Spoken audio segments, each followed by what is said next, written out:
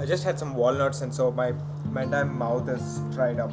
Focus. I realized that like most of my day today was like pretty boring. It was pretty much like on the desk or in meeting rooms, and there was just only one interesting conversation I had with a colleague over lunch, which was about digital minimalism and talks done in '93 about television addiction and how it's ruining the culture and how it's addictive. It's so applicable today, and then it's an interesting conversation that actually opened up today, which was how do I manage to do these daily vlogs every day? Because it blew one of my colleagues' mind that I was okay. The dog's actually barking, and I actually agree with him today because there's some construction happening, and he's being vigilant about the community. So I appreciate that.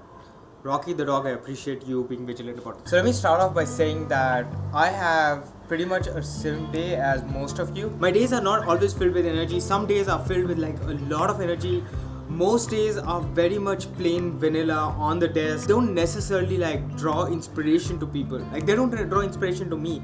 But at the end of it, like what drives me is trying to figure out what's the value that I have, what's the value of the day, what was the purpose of the day. And I'm a strong proponent of the idea that you need to be able to draw value and meaning out of your day, because that's what you have. That's the only thing that you have in your control is your day. That is the one thing that drives me in terms of going through the day, in terms of figuring out in the morning that what's the day gonna be like. And that's where I plan my day. That's how I kind of try to end my day. And now this is sounding like me giving you a little bit of like a philosophical view, but let me give you a little bit of specific. So I capture some amounts in the morning, like before I get into work, and then I may capture some things in the afternoon or through the day if I have a thought. But 95% of the time, my videos, I record them in the evening because that's when something other than work is happening. Pretty much, I try to close things out by like 9:30, and then 10 o'clock is when I dump footage onto the computer, and then I make sure that I time box my edits to 1 hour between 10 to 11.